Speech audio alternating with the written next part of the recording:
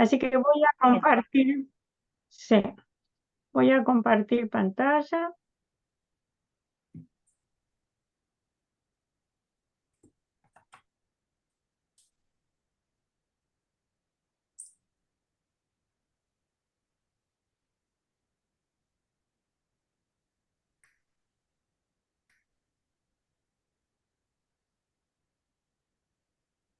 Tienen que ver a la copita, que no la veo.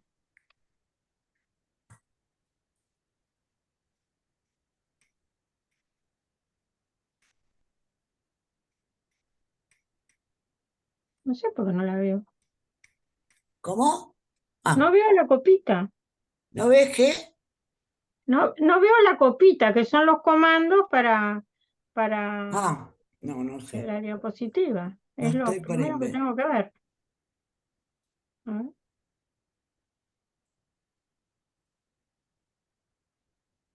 no entiendo.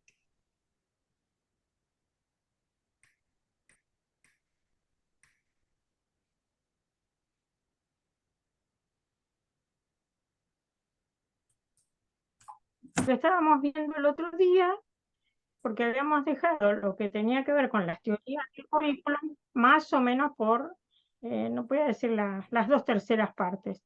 Así que hoy vamos a continuar con ese tema. Recuerdan ustedes que en cuanto a teorías del currículo, habíamos hablado de un autor que habla del currículo como un proceso que hay que desarrollar, un inglés, Lawrence Stenhouse, un gran especialista en cuestiones curriculares, que define el currículo así. Un currículo es un intento de comunicar los principios y rasgos esenciales de un propósito educativo de modo tal que quede abierto al escrutinio crítico y que pueda ser traducido efectivamente en la práctica. Pero el currículo no es algo establecido, terminado, sino que es algo que se va haciendo. Y justamente Lawrence Stenhouse dice, el currículo es un proceso, es un proceso. Entonces lo que los profesores tienen que hacer constantemente es hacer un análisis crítico de lo que ellos están haciendo y de la programación que están desarrollando en la práctica. Es decir, que no es solamente una cosa teórica, sino que es algo que ocurre, el currículo, en acción.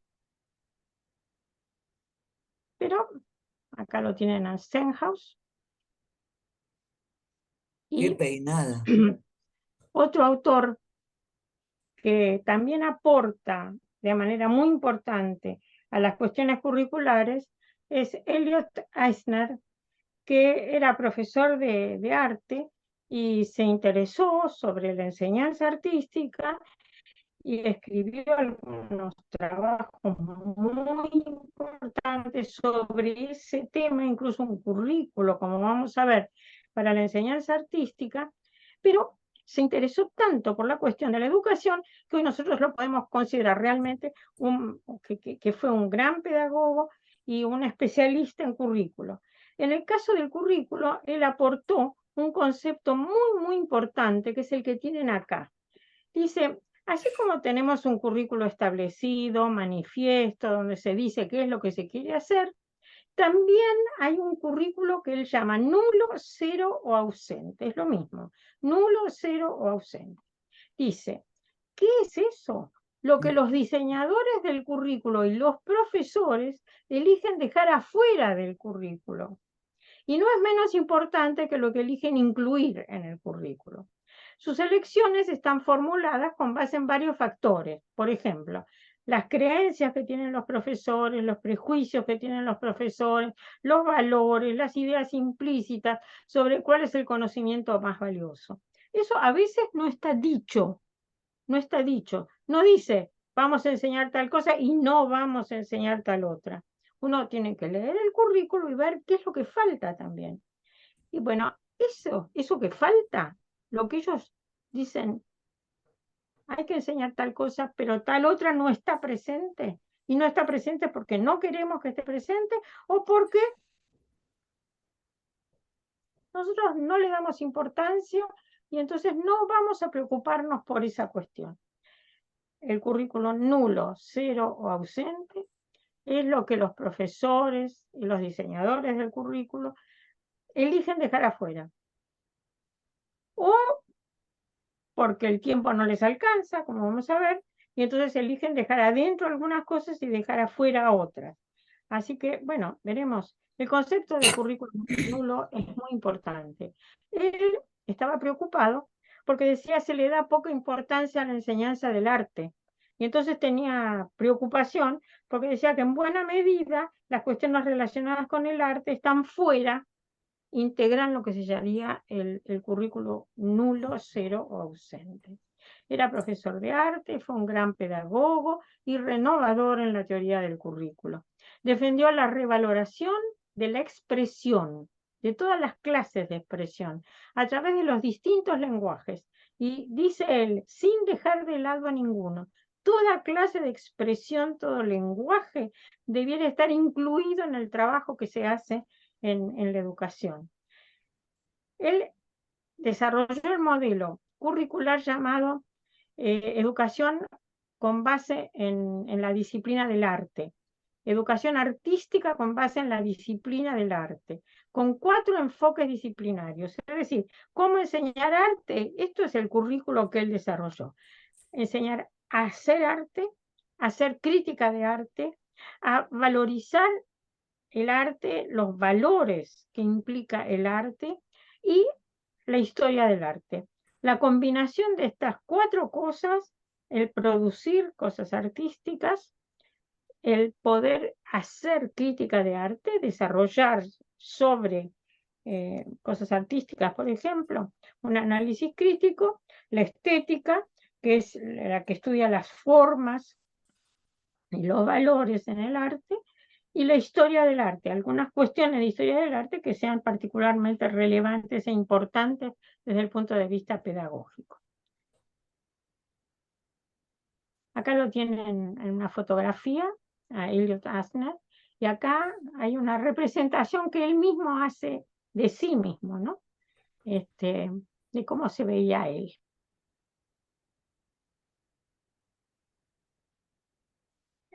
Asner, como les digo, era un hombre muy simpático, muy agradable y muy interesado y muy seriamente interesado en la educación.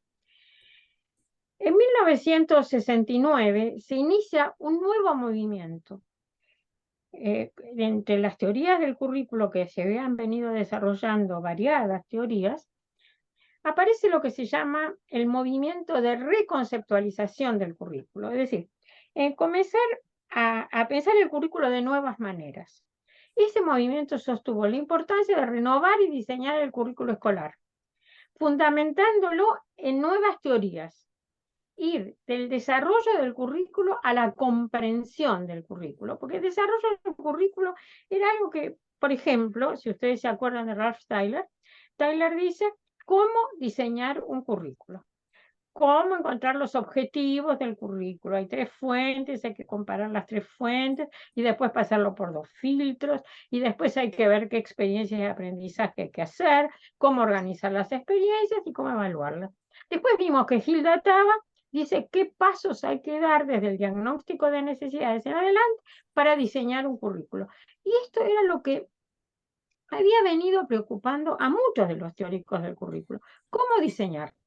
En cambio, este movimiento empieza a decir otra cosa, que en lugar de ocuparse de cómo diseñar un currículo, más bien habría que tratar de entender qué es lo que se quiere hacer con el currículo, qué clase de teoría hay que utilizar y sobre todo, de dónde tomar esa teoría.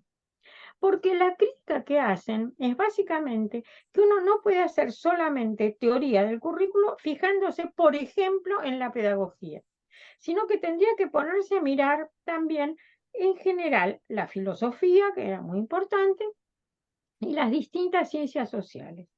Empezar a mirar en las ciencias sociales, en la historia, en la geografía marina,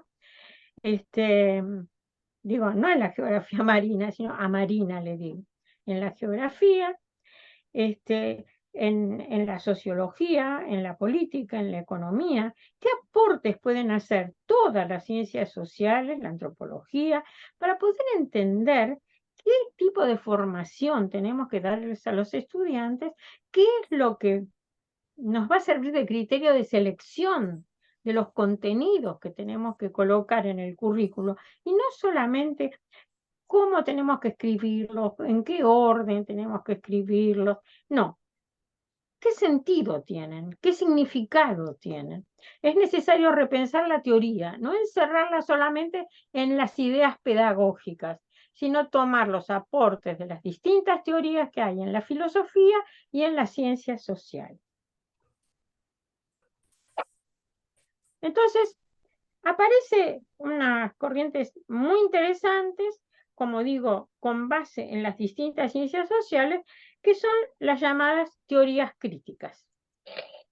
Son teorías que examinan críticamente, es decir, los valores que pueden ponerse en juego, positivos y negativos, las contradicciones que pueden aparecer, la coherencia que puede haber en la teoría del currículo, por ejemplo. Lo que se enseña en las escuelas. ¿Qué es lo que se enseña en las escuelas? ¿Es coherente? ¿Es todo? ¿De dónde se toma? ¿Qué es lo que no se enseña? Porque la idea del currículo oculto de Philip Jackson que habíamos visto y la del concepto de currículo nulo de Eisner aportan mucho para poder hacer este examen crítico de lo que sí se enseña en las escuelas y de lo que se deja fuera de esa enseñanza. Así como, entonces, lo que se enseña y cuánto se enseña, qué se enseña y cuánto se enseña a quiénes, a los distintos grupos sociales. Porque no sé si ustedes se acuerdan que habíamos visto que había algún autor que decía que a algunos se les enseña los contenidos superiores y a otros se les enseña los contenidos que no son tan complejos, que no son tan complicados, que no son tan importantes. Entonces, y que eso depende de los grupos sociales, superiores o inferiores. Y entonces, ¿quién determina los criterios de lo que se considera éxito? ¿Quiénes son los grupos sociales que tienen éxito en la escuela? ¿Quiénes son los que fracasan en las escuelas? Y que, como vamos a ver, toman a veces caminos que son los caminos más difíciles, las profesiones más altas, más importantes, las mejor pagadas. ¿Y quiénes son los que quedan obligatoriamente reducidos a los conocimientos inferiores, a las carreras menos importantes, a no poder hacer carreras largas, a no poder ser profesionales con éxito, sino que quedan reducidos a hacer carreras cortas, poco importantes y sobre todo auxiliares? No las profesiones fundamentales, las más importantes, las centrales, sino hacer auxiliares, trabajos auxiliares, tareas profesionales auxiliares, porque pertenecen a grupos sociales inferiores. En las teorías críticas justamente es esto lo que critican. Y hay distintos autores que se ocupan de ese tema. Sostienen que es necesaria la revisión porque la crisis del campo teórico del currículo, dicen, es estructural, muy profunda y requiere un replanteo completo. Ahora, ¿por qué dicen eso? Porque como hemos visto desde el principio, hemos visto que se sucedían distintas corrientes, distintas teorías, y entonces uno dice, ¿con cuál me quedo? ¿Cómo me puedo quedar con alguna? Entonces ellos dicen, está en crisis, tenemos que ponernos de acuerdo, hay que pensar en profundidad, hay que tomar ideas fundamentales. Y este autor inglés, Geoff Whitty, dice, el riesgo es siempre confundir la retórica con la realidad. La retórica es lo que se dice que habría que hacer en la pedagogía, el tipo de educación